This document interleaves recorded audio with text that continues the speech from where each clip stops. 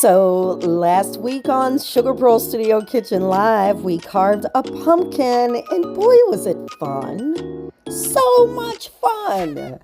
Then we put it in the oven and scooped all the guts out. Oh, I'm so excited because I'm hoping I can use this homemade puree. Oh, there's a seed. We'll do something with that later.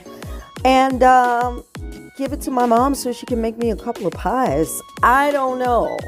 We don't do a lot of pumpkin pies, but why have all this pumpkin puree if you're not going to have some sweet, ooey gooey deliciousness with it? So we'll see if we can come up with a couple of pumpkin puree recipes, but definitely, Mama, I'm bringing it home to you for Thanksgiving, so get ready, girl. It smells so good while it's roasting. It was so easy to do, just a few hours, 4 hours on about 250, and just let it go. The skin was nice and leathery, easy to clean up after, and look at all this puree. Oh gosh, Mama, get ready to make my pies, honey. Quit telling people I'm making pies.